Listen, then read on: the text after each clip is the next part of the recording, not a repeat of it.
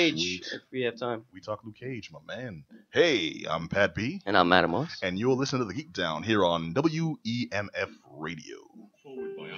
Came out of Forward nowhere. in all directions, my friend. Feel the bass. You know what that means? That means I'm amped. Why? Because I got my yellow shirt on, I got my pants, I got my headdress. Luke Cage in the second. That's right. Sorry, I lost my head for a second. But yo, you mentioned it, and I got jazzed. Yeah, you get all pumped up, I see. I do. Hopped up on the stuff. But ladies and gentlemen, welcome to another episode of the Geek Down here on WEMF. I am Pat B. In the house, that luscious voice you heard, those dulcet tones, that buttery smoothness belongs to Black Adam Willis. Yes. I always love the introductions, my friend. How are you doing? Dude, I'm hot as hell. Herb, what's going on with the temperature in here? Sorry, I'll take care of that. Yeah, thanks. Yeah, people were talking. It's like I had the the sweatshirt on, and it's like, oh, it's a nice fall day. I'm like, it's not a nice fall day. It's hot. Yeah. It's hot out. That's what it's Man, called. the whole thing's- Tomorrow's gonna be worse. Yeah, New England dude, for you, man. What the hell? It's What are like you gonna do? humidity up in Boston. This is October. Yeah. I'm like, let me get some pumpkins and spice in the air. Some pumpkin spice lattes that Pumpkin you. spice I know lattes. you're in. That's how I get Thought down. I saw you in line at Starbucks. All day. I have no idea what I'm talking about if you're not from this region. But yo, in the house, we have an awesome show for y'all. And we have returning the most illustrious, most prestigious, always well-informed, always overly opinionated. I'm talking about Mix Macabre. Sup? Hey. Sup? Welcome back. Sup? All right. Yeah. Sup, guys? No, it's okay. Sup, internet? It's all good. We'll get you in the zone. Just want to say it's a very snazzy pumpkin shirt you got on. Oh yeah, for those out there who are not viewing me On the Twitch stream. on the available Twitch at- stream, I'm wearing a pumpkin shirt that I got at Target, like a kid's Halloween shirt. Mhm. And my favorite thing about it is that I have neon green hair, so I feel like I am the pumpkin. I have become It's all one. the great pumpkin, and Yep. it is me. No, Nice. I would have gone. You are the pumpkin. I am very king! spicy, so I'm like ready. I feel the pumpkin. There's I am white the there's an extra white joke here I refuse to make. I look to the left of me here and I'm talking about the dude who comes through. I'm trying to think of something cool for you to actually have, but you didn't give me any kind of aid or assistance last time. You were just very plain. It's like, yo, I'm gonna give this dude the illest moniker ever. Your name is. Oh hey, I'm Ryan. All right. Yeah, I'm Ryan. Ryan G, Ryan M, whichever. Okay, I so don't wanna we'll. pick my Just name. Ryan. Really bowling us over there, dude. yeah. I know- Whoa, there's only one Just here. There's- Oh, this Oh, is you're true. right. I'm sorry. This is true. All right, next to That's the true. anonymous Ryan, we have just Johnny. Yup. Hey, and let's also not forget the man who keeps it sounding amazing every week. I'm talking about DJ Herbie Herb. Yup. Hey, all right. So first of all, I'm glad you all could join us here for this sermon today. 'cause Oh we my have a God. very- Mm. Nah, no sermon BS. We do have the second part of NYCC coverage. Woo! Mhm. We have Ryan bringing up a couple of game reviews, and my man, you're gonna lay it down. Is that correct? That's right. All right, awesome. And we also have a couple of comic reviews that, it's been a long time coming. And Back to the Future goes Black to the Future. You didn't Black know? to the Future, Mhm. yeah. Oh. Yeah. No, it doesn't. You got the So new review on that new Back to witty. the Future stuff. Oh. Yeah, I know, right? Yeah. That shoot, they're keeping it fresh. No, I will lay down the inside info on Back to the Future Citizen Doc. Citizen Brown, I excuse me. gotcha. All right, but no, let's jump right into some news real quick because it was interesting. One of the things we've kind of become famous for is reporting on the geek crime news. Yes. On the nerdy scofflaws, and this one The geek crime the laws. geek crime laws. It should be a whole segment. You heard of Jim Crow? Whoa, sorry, I don't know where that was coming from. But no, dude, the story is a comic shop in Moncton. What the heck? We're here in Pops. Sorry, in Moncton, New Brunswick, Canada, was burglarized for rare Magic cards, Magic the Gathering cards. Mhm. Now, this is the thing: the thief only took Magic the Gathering cards. So he had the whole place to himself. He busts in. He's got it all right there, and that's all he takes. Yeah, you So think it it was, was like a solid smash and grab. Well, but it's no, like this was- a In modern comics, economy, there's nothing worth more than the Magic the Gathering Right. cards. There's Well, it's literally just- nothing worth more. It's like the bank robbers in the movie, though. They go in and they just take the things from the safe. And they don't go to the vault because they know it wastes time. Maybe he just knew what he was doing. So he grabbed, the things of value and was out. It's a professional we're You talking can about resell here. those for probably more than you can imagine. Magic cards are ridiculous these days. Yeah, that's one thing that gets me though. It's like this dude knew exactly what to take. He went specifically for these cards. So He's this been was casing obviously this very- joint for a while, man. Yeah. Yeah, but also You have to have a place to sell it also. Yeah. Like, you have to know enough about Magic cards, not just know which to take, but also know where you can get away with selling those. Get a buyer Well, lined up. is it the Magic card black market? Yes. Really? Is the Oh thing- my gosh. Okay, so I used to do tournaments, All right. and they're really. I mean, I wouldn't go so far as to say black market, Mm. but there's definitely Gray market. all but people selling them out of their Obsidian trunks market. in the parking lots. Yeah. That's crazy. In tournaments, you got Especially rarer cards. you got to be careful. Like the other players will actually swipe some of your Yep, cards it's if you're not ridiculous. protective of it. Damn. Yeah, and they also do shady stuff at tournaments where they'll fake that their sideboard includes a couple extra cards that clearly was not in their sideboard. Mm. So hey, Wow. look what Yeah, fell there's a into the bottom of my nefarious trunk. underground to the Magic the Gathering community. Well, are you sure you can divulge this information? They're gonna come after me. Magic They're gonna Mafia? send some lab rats after me. I know. Hey, There's you counterfeits joke, but too. Like Yeah, that's they the thing I'm will thinking they'll of. print That's out the the card Mhm. and stick it in a sleeve, and they're hoping that no one's going to say anything about it, and say, oh, is that printed? Like Yeah, that's what I was Yeah. wondering, because we live in the age of 3D printers and everything, where Xerox can get things that so nuanced that you can actually make legitimate looking. Everything's You can getting better. 3D print a gun. Fake Yeah. IDs are getting better too. I Yeah, work fake in the IDs are bars and amazing. stuff. They're like, yeah, modern technology is really assisting on the counterfeiting. holograms and everything. Yeah. So Magic the Gathering cards aren't they serial numbered or anything? I don't think No, so. they're No. not. I No. don't know. Okay, so No. how does one card? I mean, okay, some of the cards in this collection, So in this collection that were stolen, include a Black Lotus Unlimited, which Black goes for Lotus. 3,000 and up. So what? Yeah, Yeah. what makes it more valuable? Just the rarity of it? it is the rarity. So when they print out a new set, they print out X number of cards, and once they finish that print, they don't print out anything new. They print Right. out a new set. Sometimes they'll reprint a card for a new set, but the card that was the rare card that's in an older set still remains rare and expensive, Mm. simply because it's part of that set. So you can correlate the set and then the card name, and then Yeah. that's So sort it of sounds like the you know a lot uniqueness. about this. What's the most? Yeah, you know a lot about card theft, Johnny. Where were you on the night Yeah. of? Well, what's the most expensive card? Is there one in particular that's like it's like the Honus Wagner baseball card that everyone talks about? It's worth It is like the a Black bunch Lotus. Yeah, It is that one, but Because that's, Lotus is printed upside down by mistake. it could have changed. That's what it was, and what it has been for a very long time was the Black Lotus. Like everyone hailed it. It's gotcha. like the Holy Grail. Like, oh, you have Black Lotus?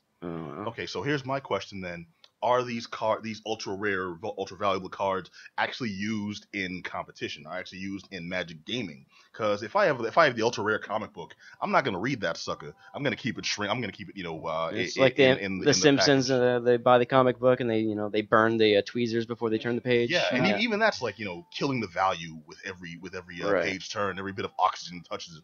Do people use these cards? Amy, okay, you and I having this hardcore throwdown. I'm gonna use this zombie card worth like $500.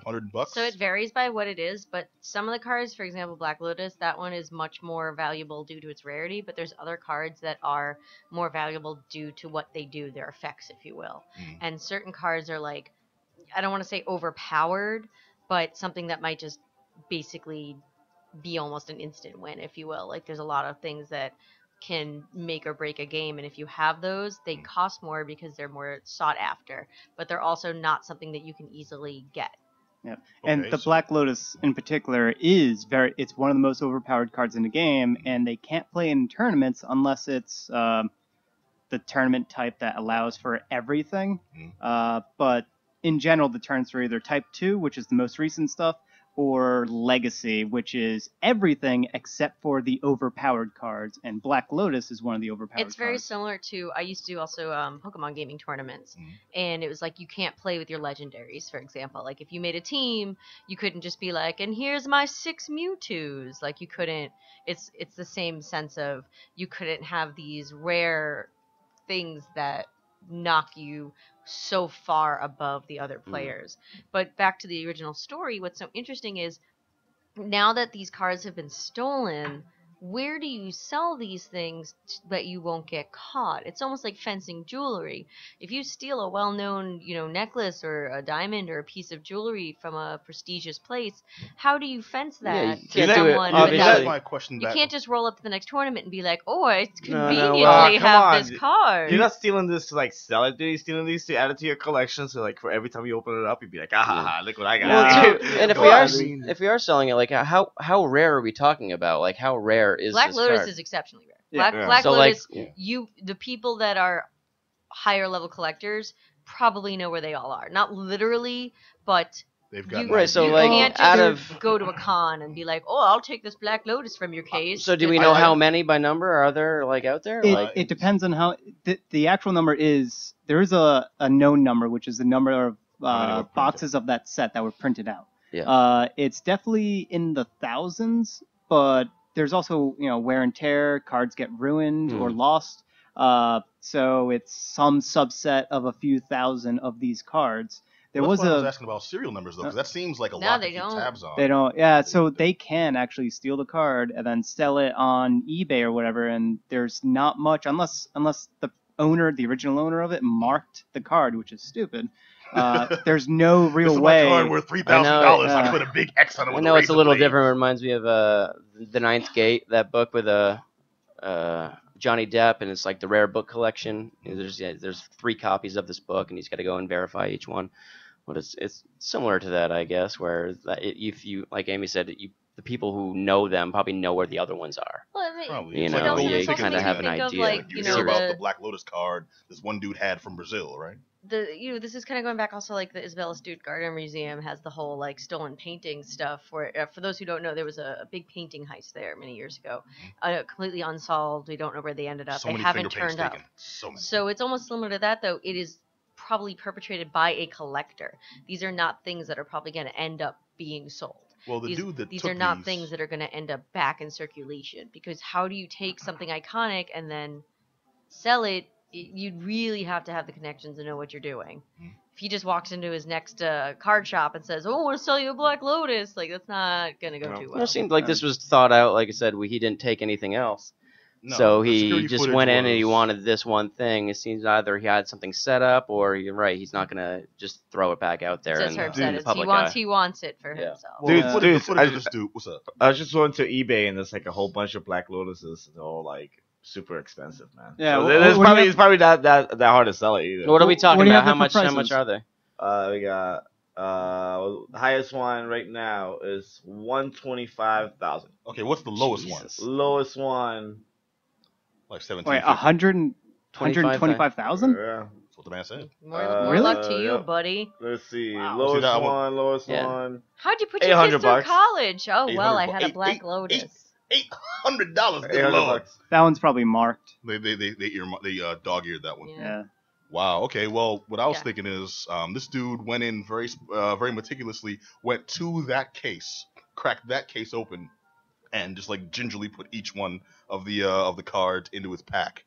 While laughing so- maniacally. I didn't know they were that expensive. I guess that's why it's a news story. It's Well, not just okay. The managers put out an APB on the store's Facebook looking for the suspect.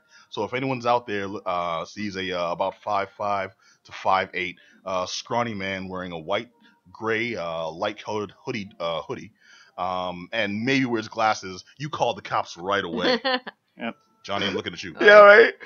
Wait, was this in our neck of the woods? Hey man, you know where Canada. you were. All right. Well, that was Before we leave this story real quick, I just want to say to our listeners and stuff, on a Magic the Gathering note, one of my favorite cards is called Enthralling Victor, Mhm. and I feel like everyone owes it themselves to look up Enthralling Victor Magic the Gathering card and just enjoy the artwork on that card, which is a glowingly attractive man with his, like, a shirtless, brawny man surrounded by goblins, and one goblin is just gawking at his abs, and that he is crazy? enthralling Victor. Oh, okay. Enthralling. Enthralling Victor. And while you're at it, Enthralling look for Victor. my favorite card, LeBron's dick. It's so named because it's so over. No, I'm kidding. All right. All right. So next news story. Fantagraphics book. And creator Matt Fury have released a statement condemning the appropriation of the character of Pepe the Frog. Oh boy. By Oh, racist yeah. Happy fringe 2016, I everyone. did hear this. All right, yes. well, We've anyone- reached the nadir.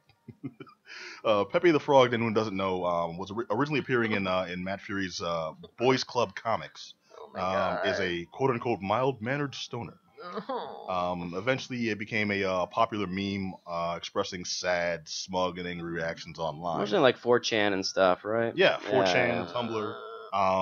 Sorry Reddit. for my groaning noises. Yeah, right. No, It's just Amy, the you- soundtrack to this news story. Oh, the music in the background. No, my groaning upsettingly. Well, hey, lay it on us if you got information, because you're aware. It's So- a dink meme. He's just a stupid meme. And then for some reason it got like picked up as like this weird political like Yeah, I did this the- interview with a guy on Vice who Oh. has the tattoo, and he's like, now you have like this hate well, it was a rare symbol Pepe. on your So for those who don't know, the briefest way to explain this is outside of what you're talking about. Yeah. It took a life of its own on Tumblr, especially known as a rare Pepe. So you would have this Pepe, and you would Photoshop Pepe's stupid face onto all kinds of ridiculous things. You know, you'd have the Pepe Mona Lisa. It's like Or crying you have- Jordan meme. Yeah, you know? exactly. It's more like the It's new your millennials. sad The new millennials Keanu. peeing It's just- peeing Calvin. Exactly. It's just super stupid. And you'd be like, you know, someone would put like, you know, Chef Boyardee with Pepe's face, and you'd be like, ah, yes, a rare Pepe. Like, it was just really stupid. And then somehow it became used in like the like alt-right kind of like not pro-Trump necessarily, but like the weird like alt-right media picked up Pepe and it like got lumped into like hate symbols Yeah. because it was being used by neo-Nazis, which in conclusion neo-Nazis ruined everything Yeah. forever. Those but neo-Nazis. I'm doggone just The old sitting ones here too. taken aback. I'm just sitting here, the year of our Lord 2016, Mm. and we are on the radio discussing that Pepe the meme Mm. has been classified as a hate symbol. Well, this is the most prestigious program ever. Pepe the Frog has been deemed responsible for hate crimes across the nation. Oh my goodness. Well, the original creator has said, "Do not associate my creation with this crap," and has put out a letter. Yeah. Basically, put out Take Pepe back. Take Well, back I Pepe. just really quick before Make, you make, continue, make, make I Pepe just great again. really want people who don't know about this to understand the absurdity of this situation. Go for it. That this is a goofy meme that people would post on the internet, the stupidest thing you can imagine. You know, someone would take like a pepperoni pizza and shape bell peppers into Pepe's face and be like, oh, it is a pepperoni pizza. Like, this is the level of discourse we're speaking about. And the creator has to issue a statement to distance himself from Nazis. Well, keep in mind, like, things start off as innocent and then eventually take on a life of their own, where it gets to be. Well, I Oh, think boy. that's with such horrible- the everything behind it. This Yeah, is the once definition people, of a wild ride. the internet kind of takes it and then just rips it apart and builds it back up in some other image. You know what I mean? Well, this and isn't then anything new. The most famous example is the swastika. Oh, yeah. A horrible, horrible symbol of just like racism and evil. From It Buddhism. started off exactly. it's a peace symbol, but wasn't it? It was like a It's a sign of Buddhist being symbol. lucky. It was Yeah. for power, I thought. Well, all sorts Well, of it was a crap. Buddhist symbol of no particular negative significance. But Or- some jive sucker with a bad mustache said, "You know what? Ugh. I'm gonna wear a red band with this on because I think it looks snazzy as I try to exterminate an entire race of people." And if you notice, if you're familiar with Boston, more particularly like the Brighton area, a lot of the apartment buildings, as you walk into the buildings, the floor patterns are like overlapping Nazi-looking symbols, and they're all over the place. Those old tiles look like old Nazi symbols all over. Yeah, At least I'm all not- over Alston. I've been into like a dozen different apartment complexes. What are and you all trying of- to say about our hometown, Adam? Yeah, I don't think that was what was in mind though. Like, yes, Nazis, everything, you know. But No, but what it comes down to is, no, you're right. And Pepe the Frog seems to be the I'll be latest right to here. fall victim to this ridiculousness, and that's pretty much what it is, ridiculousness. Basically, Fantagraphics and Matt Fury have come out rejecting the association of the character with racism, and they're urging fans and others to block, report, and denounce the illegal uses of the character, The illegal Pepes. the illegal Pepe. Shut down the illegal Pepes. Take Pepe back for America. Basically report them. If you see anyone pirating it for any of these illicit purposes, you report them right away. How do you enforce this? I'm not exactly you sure. don't. The internet Creating a is bunch bigger of than you. police Pepes. Well, I'd imagine just don't share them. I mean, Free Dude. Pepe. yeah. Come up with something original, even if Remove you're gonna the- hate something. Remove the power from the evil. Well, this is Pepe. how I feel. I mean, we all know my ridiculous love for Loki from Marvel Comics. Wait, you like Loki? I know, it's crazy. But, like, I was trying to make a punk vest and get, like, I wanted, like, a Fenrir patch for it and a Sleipnir patch. Mhm. But every time I wanted to buy, like, a Norse mythology-related back patch or patch, it was always this, like, horrible Odinist neo-Nazi website. And I'd be like, why are you ruining everything, neo-Nazis? And here they are again. Here they are again, ruining our rare Pepes. It's a hard thing to look for. because if I was a big fan of iron crosses, mostly Well, because I that's the like thing. ironworking. Well, that's the thing. Yeah, Iron Cross, Odin's shield, Mhm. even Thor's hammer. They've all been appropriated by white pride garbage people, and it's just awful. Yeah. Yeah, they don't know, feel like they can come out of the shadows now because of the Yep. British exit and because of Trump. Oh, Like they, boy. I know they Lemmy feel like rocked they some can. good stuff. But Yeah, Yeah, but Lemmy, Lemmy it's like terrible. is so clearly far removed from, I feel like if someone was like, "You're a Nazi," they would melt. yeah, probably. Yeah. I We think had a so. bunch of. Well, I'm the me and Herb are the minorities in the room here, so let me choose What? my words carefully. What? Oh, I'm sorry, Herb. Are you claiming the whiteness? What, going on dude? I'm super black. Are you kidding? But no, it's basically Pepe the Frog has been a symbol that's been bastardized for basically awful purposes, and that's one of the things we should pay attention I thought it to was pretty because ridiculous it's- when I read that interview too, because literally a guy had the tattoo of it, and they're like asking all these questions. I'm like, he's like, I don't even know what's going on. He's like, I just That's like the okay. memes. Yeah. I'm here for, as the kids say, Here's the for the lulz. memes. Yeah.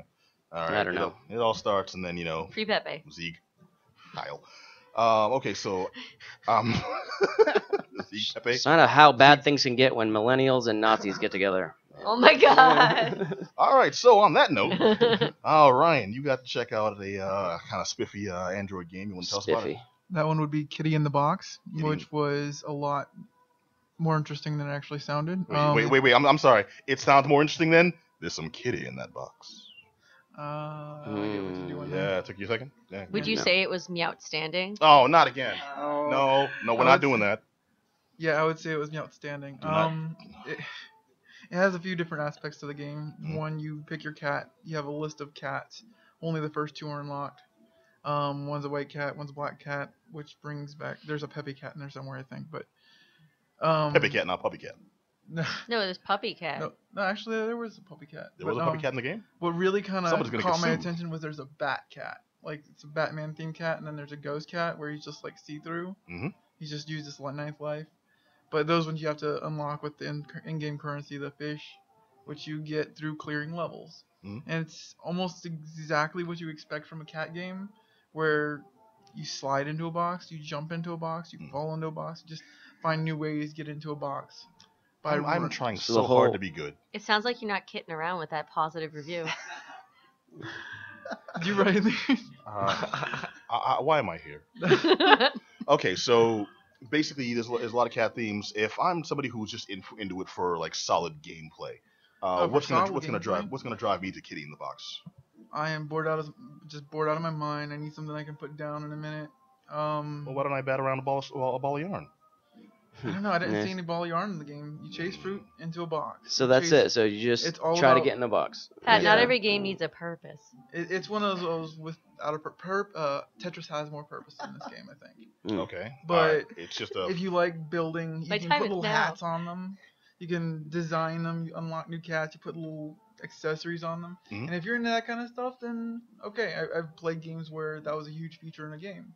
So it's a good way to kind of occupy your time, Yeah. basically. If you're waiting for In a line job at the or- DMV, yeah. Do you want to talk about the gameplay itself? Could you tell us about how Yeah, how so does how- one play Kitty in a Box? It's kind of like a side-scrolling game like Mario, where the only things that really can hurt you is you fall off a cliff, Mhm.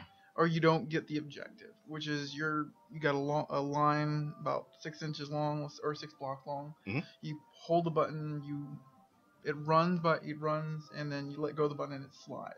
So that sounds pretty So simple. you slide pretty through the simplistic. box and into the box and catch the fruit without falling off the cliff. Okay, so what kind of difficulty level are we talking here? It didn't look difficult at first, but it's actually a little more. It takes some hand-eye coordination. It takes some reaction time, Okay. and I don't have that. So it's like a very simple one button type of game, kind of like Flappy Bird. Kind of, yeah. The only other option it's giving you is like you hold the button to run, you flick it up a little bit to jump, and then let go, and he kind of hops. You don't want to hop too far or too short. You get the fruit, go through the box, you get points. The more points you get, the more fish you get, which you can spend on stuff in game. So it's And- a touch game, iOS type of thing. iOS or Android. Conveniently, they give you the option to pay real money for lots of currency in games so you can buy stuff. Like larger boxes. Yeah, something. No, it's you can just buy currency so you can get more accessories. Okay. Some people are into that. It's not my thing. I don't like games so much that make you pay for stuff, pay to win. Wow. Okay. So if it's not free, you're not having it, dude. Nah, I can't see That's myself the paying definition for of that. capitalism. Congratulations. Oh, I'm a capitalist, but I'd like to capitalize on my own money. All right. I'd like to So spend it where I see fit. okay. So end of what? Okay. So end of the day, you're not a crazy cat enthusiast, but No, you're. I'd play it again. I won't delete it. I'll probably play it on the bus or on the train or whatever. Okay. So thumbs up, thumbs down. Thumbs up. Thumbs up. All right. Awesome. You got to check out one more though, didn't you? Yeah, I played Virginia, the first person thriller. Virginia. It was nothing like what I expected. I'm thinking something Old West, Yeah. But, That's why I said like that. Virginia. and they're Yeah, they dude. call it Virginia. We need to get a soundboard in there. Maybe. Yeah. I don't want to encourage Herb that way. What's happening, dude? But instead, what I got was I guess a small family in a small town, modern day society. There's actually no dialogue to this whatsoever. By the way, you read. Well, no one stuff. says anything in Virginia. I mean, they just like No, click at each other. no, it's a mystery detective game where you find this set of parents lost kid. Apparently he's a school student or a high school student or something like that. He's a College student. Smart. He's a full-grown adult. Yes, he's a full-grown adult. Mm-hmm. Well, you seem kind of conflicted. He's a kid. I'm sure. He was He's an older kid. I mean, he's dead.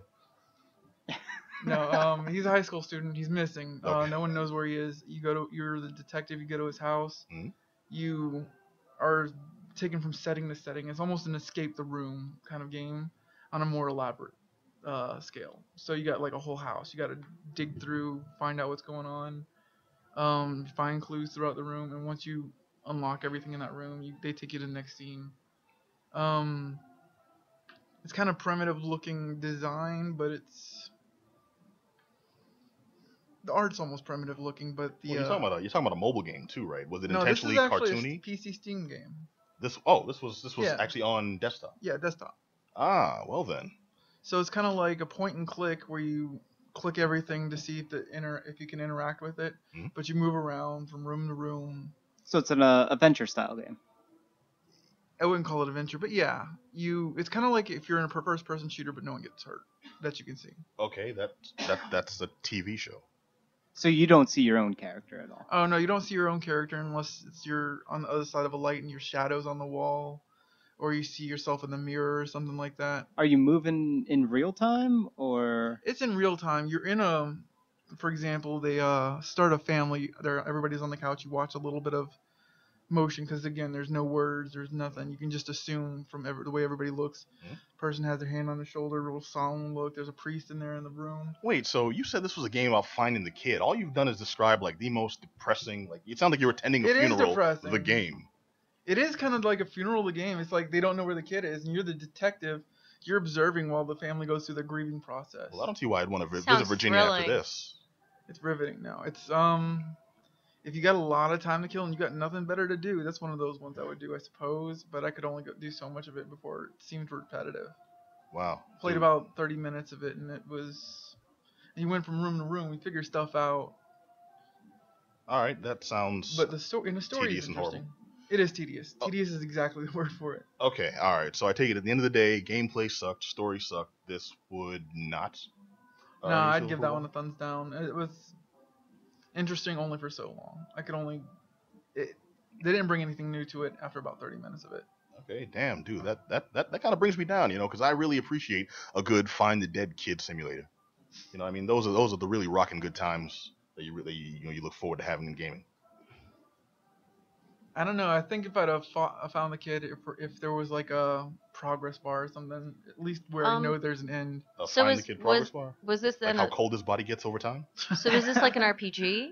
I'm not following what type of game this was. Was It's this more an of an escape RPG? the room. It's not an RPG. I don't know what that so much. means. Like Like I know what that game is, but I don't know what that means when you're applying it have you ever to. played the game Leisure Suit Larry or it's Ugh, like a you sim pervert. game almost. That's No, just a that's quick an RPG. Okay, then I'd say it's an RPG where you're the detective and you just got to go through each room Hmm. and click on stuff until you find clues and piece things together. That is Okay, an yeah. RPG. I would See, I say it's love more RPGs. adventure That is an style. adventure Yeah. RPG. All right, so it's an adventure style RPG.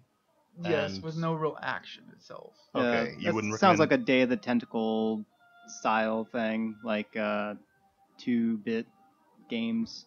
I think they're known for making. a Yeah, lot I'd of say stuff it like looks that. kind of like a 8-bit game, but more fluid in movement.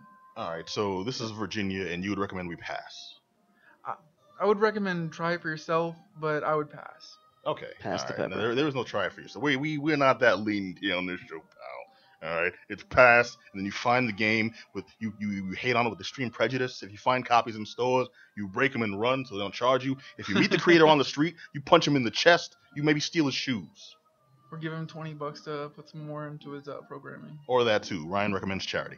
All right. So Amy McCobb and I got to check out New York Comic-Con. Sure did. hmm The NYCC is an annual convention that takes place in New York in the illustrious Javits Center, located at lovely Manhattan.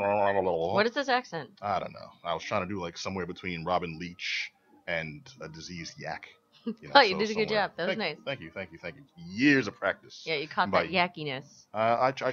It's on the wrist.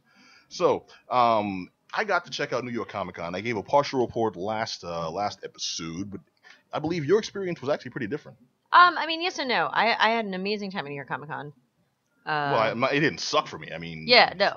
I guess I'll start with the only true negative, and this isn't necessarily a negative, was I was supposed to interview Yaya Han, Mhm. and there was a little bit of miscommunication over at her booth, and it seemed that she was also not present for some of the portions of the day that she was supposed to be throughout the I weekend. mean, not physically present. Not She that was she not was physically spaced present. out, She whacked was out not- on goofballs. She went to the astral plane, Mm. and then they had to find Doctor Strange to bring her back, and it took like a really long time. Well, So 'cause she they didn't wasn't. call it Dr. Fate. That's She why. didn't make it. Yes, I did it. Oh, Pat. Okay, sorry. Continue. Anyway, so unfortunately, I did not get to touch base with Yaya Han. I did catch her on the way out, Mhm. and she seemed apologetic for not having the time, but that doesn't give us the interview that we sought, unfortunately. All So, right, so do we want to forgive, or should I send Herb to replace with a box of scorpions?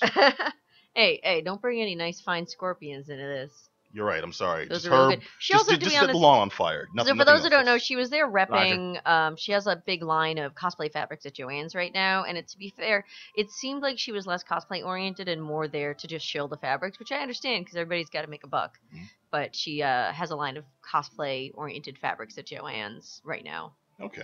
Well, I They're mean, we can forgive her okay. for the absenteeism, but I think the real meat of the convention will come from the fact that Adam Willis was not there, and he's dying to know It's true.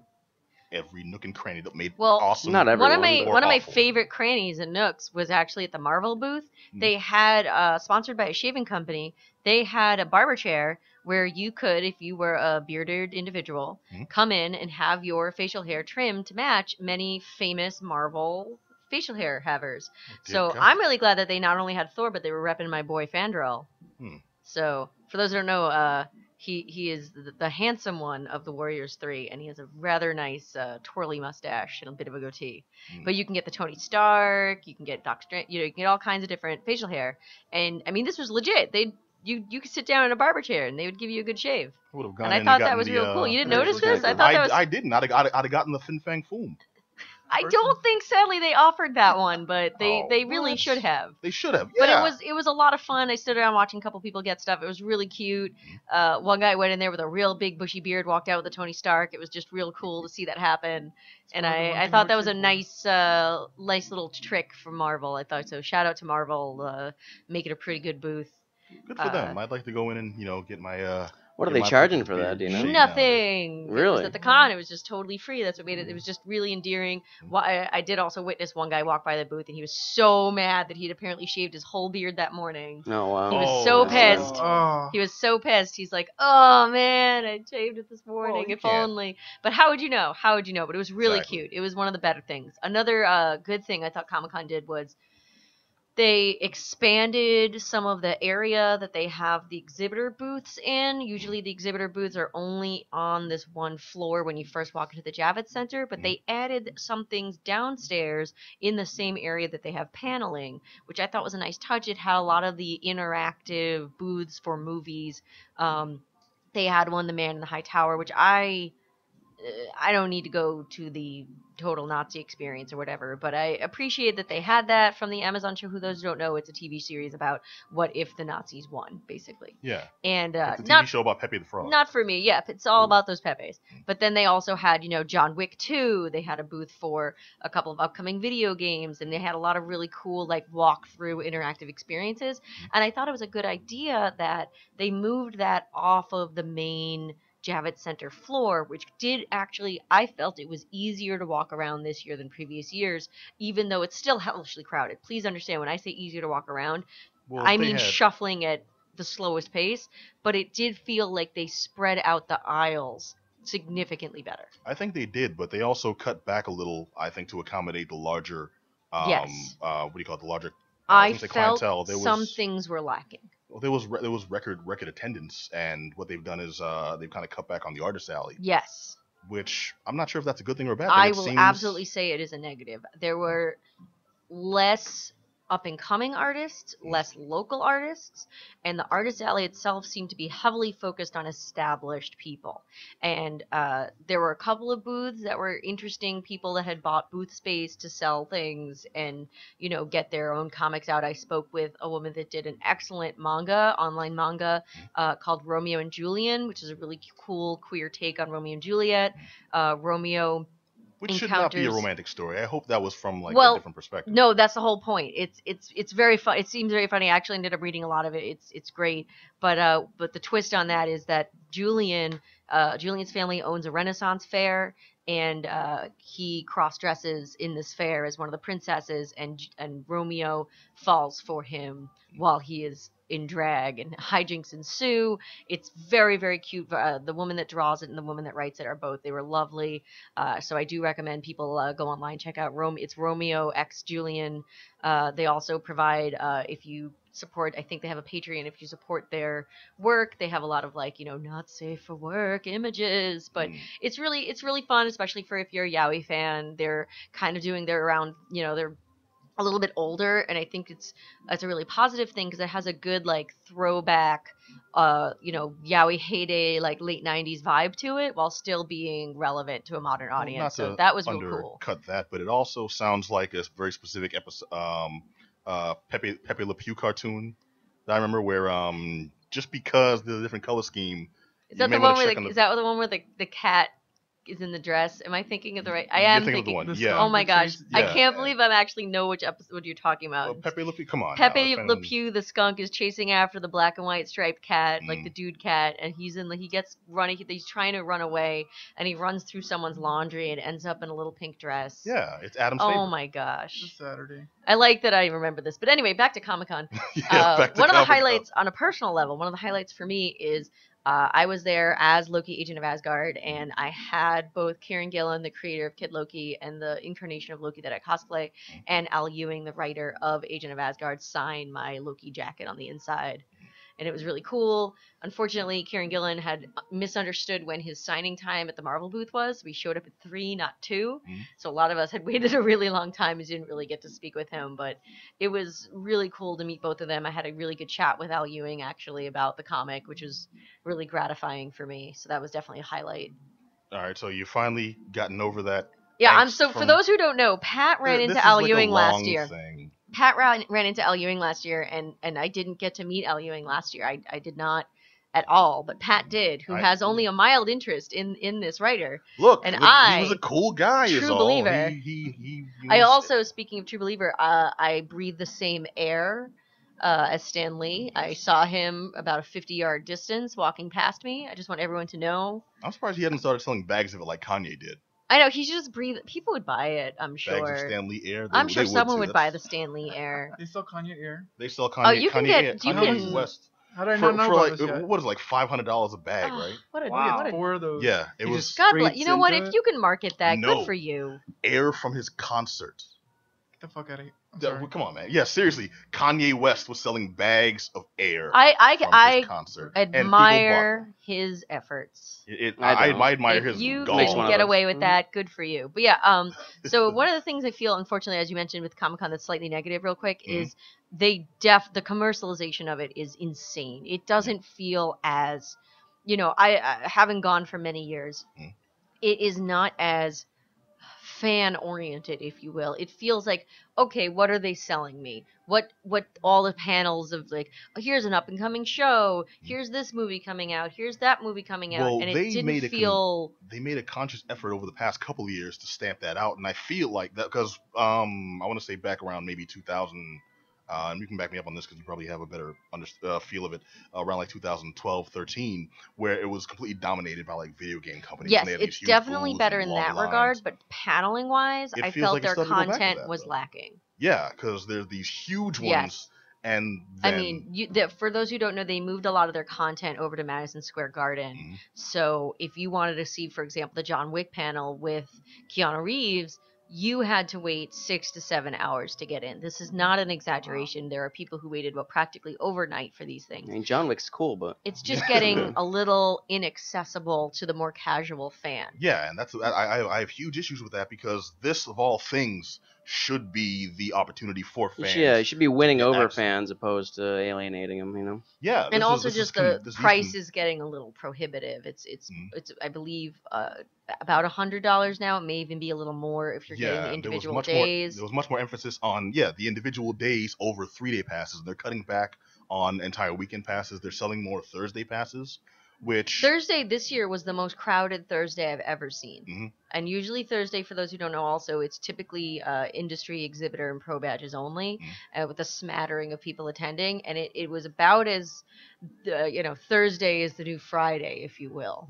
Yeah, they've pretty much expanded that and been public about it too. This isn't like a Yeah, no, covert thing there's they're not doing. being shady or anything. But yeah, so in conclusion, with me, I had a really marvelous time at Comic-Con. I cosplayed as my favorite character. I got both the guys that created and worked on this character kind of being like, "Whoa, you look awesome," and it was really nice. And I just had like a really cool experience. But I would say that if there's any negatives, it's just that over commercialization, and they need to, maybe squeeze the wallet closed a little bit and think about attendance. I hate to, put out there that maybe it should be more exclusionary because I want everyone who wants to attend to be able to attend, but it is overstuffed. Well, I like it is truly too overpacked. I like the MO they've taken. They took this year of expanding to different venues, not just cramming everything in the Javits and then your SOL if you didn't make this or didn't make that right away. They had different vendors offering things in raffle form, so you don't have to be right there. You got your ticket ahead of time. You bought this online, and then we'll let you know if you won. Then The you come system, in. Pop Vinyls, for example, had a booth. The Funko booth had an excellent system of you would get a ticket, and that ticket told you when to show up that you can buy your stuff. Yeah, it made for a much cooler experience where you can walk around and feel free to experience the con itself versus I got to be here and I got to do this and I got to wait in this line and fight this crowd for this one thing. There were tons more exclusives and expanding things too, like Madison Square Garden. And real quick, I just want to give a shout out to congratulate and say how cool it was that band I really like out of New York, You Bred Raptors, actually played at the Adult Swim booth on Sunday. It was really, really cool to see them get some recognition. Awesome band. Check them out, You Bred Raptors. You can find them on Bandcamp. And they were like the official band, if you will, of the Adult Swim booth. And Adult Swim had this kind of glass box of a booth. It was really cool. They did. And you could see this band. One of their things that they do is they wear various masks that they take off, and they just do a lot of great stuff. And it was really cool to see them at New York Comic Con. Nice. They finally come up from playing small local venues like Amy McCall's birthday.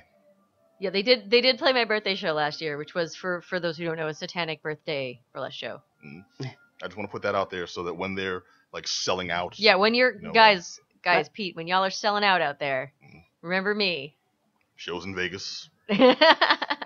Right opposite Celine Dion. I had an awesome time too. I kind of gushed over this over and over again without going into specific details, but I got to speak to a lot of smaller vendors who normally you wouldn't think to see at New York Comic Con. They've made that more accessible too.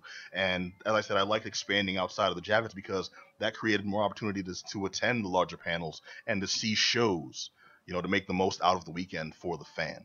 And even as press, I got more access to people, was able to get more pictures and more interviews because they're not making it such a this is an exclusive event. Before it felt kind of like a P. Diddy white party.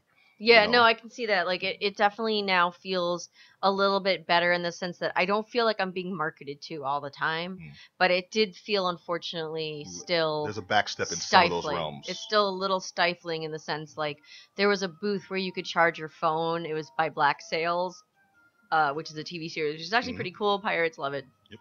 But they had a thing where if you bought a subscription to Stars, you can get a phone charger or something, or maybe it was like a flask.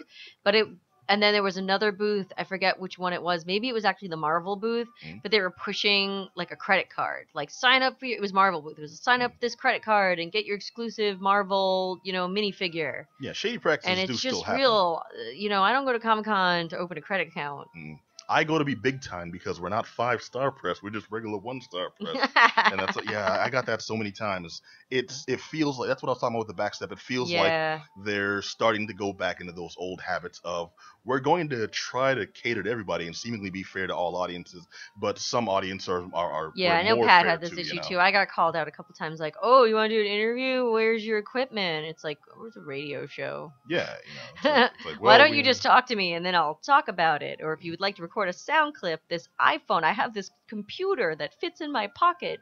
Yeah. If you'd like to speak into it. I'm sorry, you only have last year's XLR, and we all know the biggest media outlets have this year's XLR. It's like, it's not IGN, we can't talk. Please sit and spin. Yeah, it was a little awkward. But overall, really cool. I met two of like my hugest comic book idols. That was really, really cool. So I had a really good time at Comic Con. And I have to say though, real quick, I went to King Richard's Fair this past weekend, and I had more people at King Richard's Fair know which Loki I was than at New York Comic Con. Well, I mean, everyone knows Tom Hiddleston. I don't understand why I hate you have you so much, part. Pat. I hate you so much.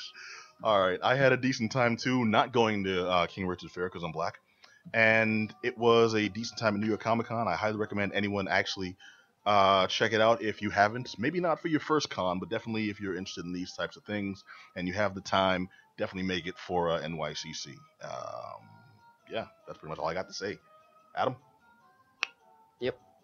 All right, as someone who I've continuously tried to get to go when you turn me down every year. I didn't turn you down. I just wasn't able to go. All right. It's not really so much as turning you down. I'm I no thanks. It's more like I'm gonna get you stuff there to one get of these days, man. yeah, It's man. it's gonna happen. Doesn't New York have like really bad rules and regulations when it comes to like conventions there? Like they always shut down at like 10 or 9 at night or something like that. Well, they do, but I thought that was general just for like safety. You know, it's in New downtown York. in a huge city. Right. And right. you've got a lot of people. A lot of them are adolescents. Or do you feel that around clubs and such? do you feel that interferes with the con experience, especially when you go into like cons in Connecticut or Comic-Con isn't the kind of con though that I feel would benefit for being open mad late. It's not like a hotel con. It's not like, and if you recall, Connecticut this year was shutting down real early, and that sucked because that is like a cool hangout con. Comic-Con I don't feel veers towards that. They do have some later night content though.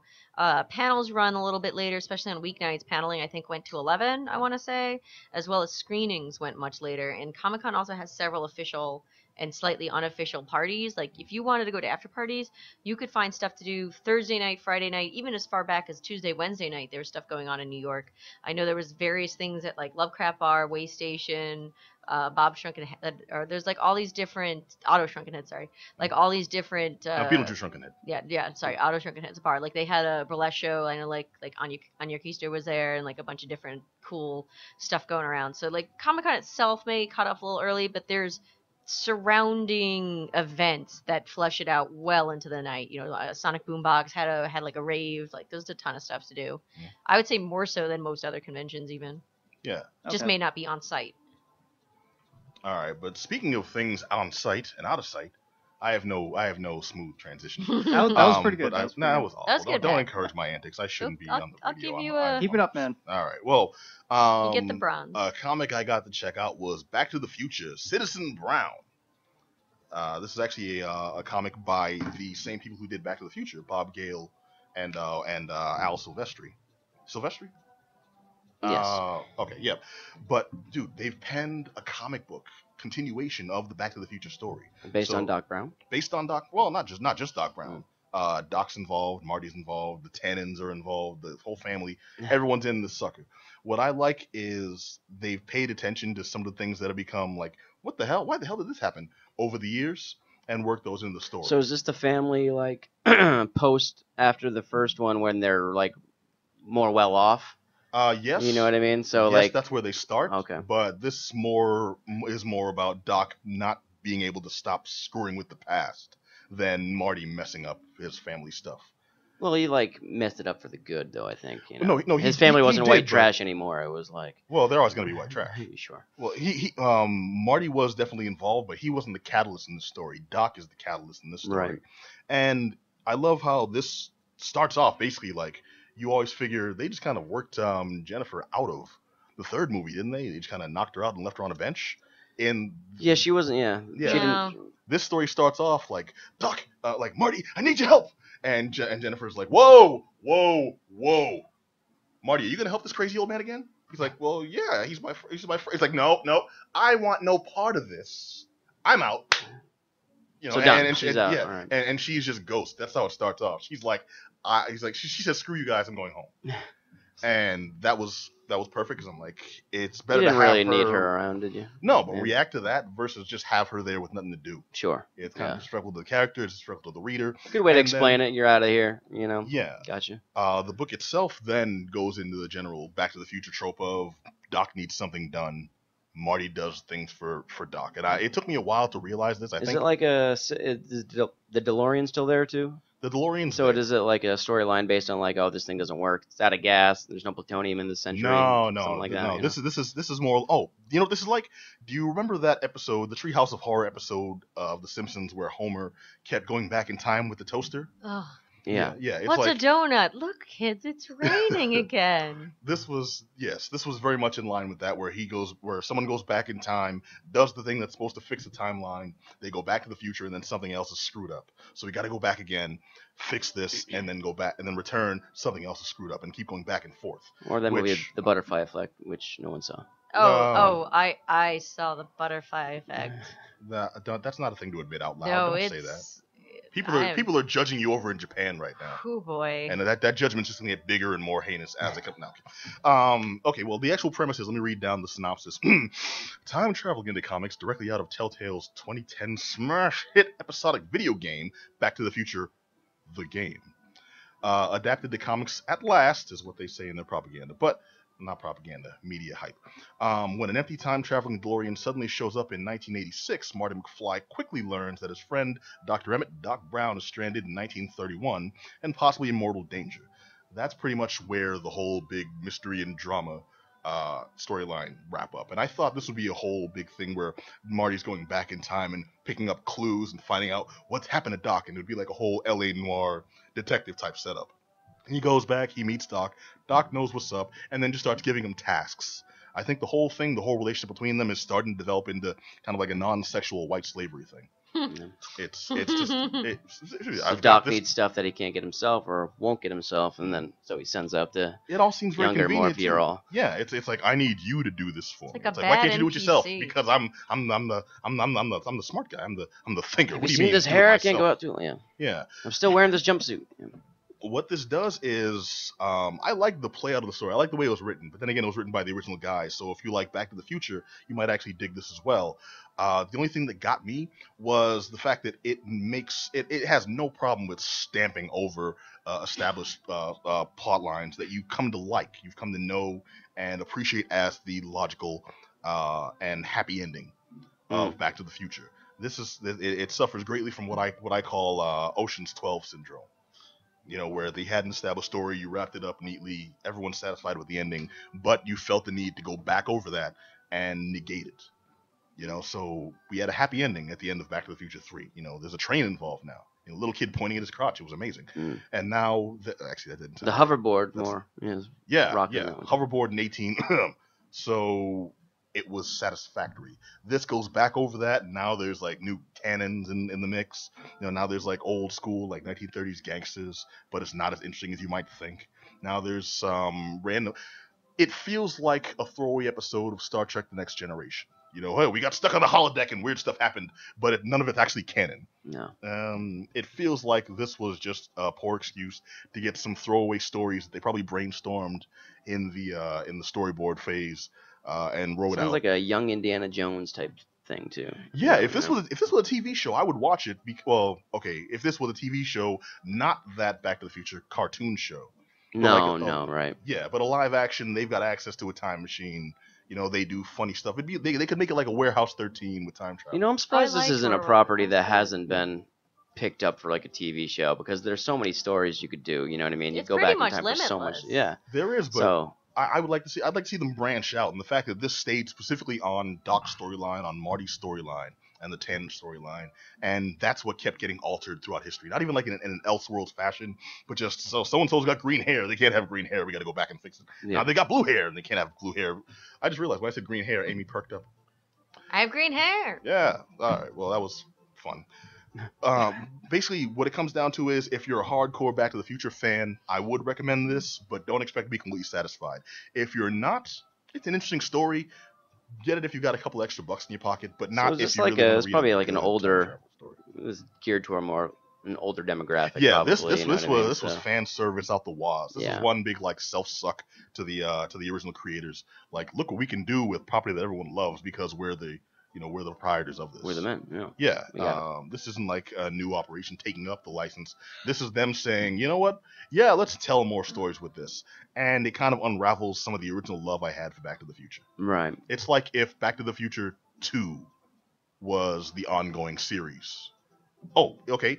I was going to get really inside. I was going to say it's like if they made a Stargate SG-1 version based off of Back to the Future 2. If they made it off of Back to the Future, it's a little cool. too esoteric in there. Well, this is the level of nerdism we're talking here. Yeah. See, Ryan got everything I'm saying, but Bringing Lucas Complex all over it. see, there you go. This man knows. He's got terminology in his. Which Jaws was it in Back to the Future 2 that they were advertising for? Jaws 17? No, more than that. It was Jaws like 37. Something Yeah. like that. The That 3D scene shark came out always of the scared thing. me when I was a kid. 'Cause That scared you? I was so terrified of Jaws, and when it kind of snaps down on him like that, oh my god, I went nuts. You were I Marty? thought I was safe, I just imagine just Adam just at home. A commercial comes on for like Jaws 3D playing tonight at midnight, and you're just there at home.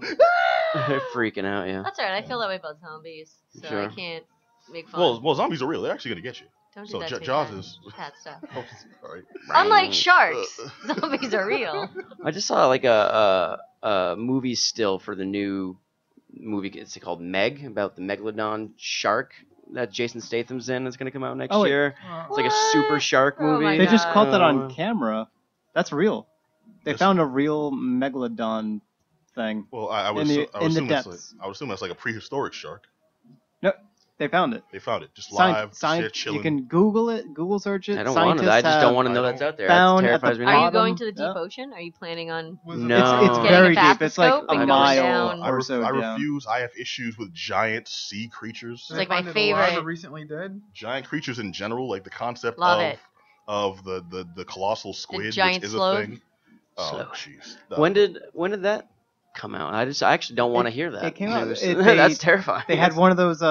They gave it like the only scale that they had was there was a cage, like those cages that people go inside to protect them Yeah, from sharks. yeah. So that was sunken down into the bottom of the ocean floor because it's like a mile deep, Mm. and the shark swam around it, and then I think it like took off. Ate it. Yeah. But its head was as big as that cage, and that cage is like For a great white around like normal. 8x8 in okay. size, What kind or of 10 by time 10. portal BS was that? So the shark itself was like 40 feet long. Look, I've Yeah, seen that's- Pacific Rim, and if there's something that big at the bottom of the ocean, I'm just kidding. So It's no. once you get in like the 40-foot range for anything that has teeth like that, that's it's not the good giant news. anglerfish down there That's waiting, not good news. dude. biding its time for when I go swimming.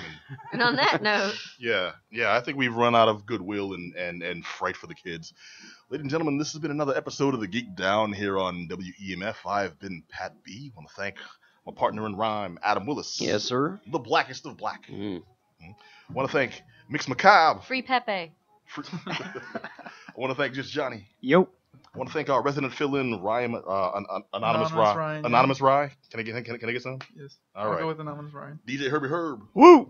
All right, I want to thank you all for joining us. I want to remind you all you can catch us every Monday nights, 9 p.m. right here on WEMFradio.com. You can catch the live streams on twitch.tv/TheGeekDown. You can hear us on SoundCloud/TheGeekDown, on iTunes/TheGeekDown, on YouTube/TheGeekDown. Hit us up on Facebook/TheGeekDown, on Twitter/TheGeekDown, on Instagram/TheGeekDown. Just write Geek down on a piece of paper and throw it out the window. We'll show up. Pretty much, yeah. Just flash that symbol in the sky. Yep. It's a nerd with his nose running.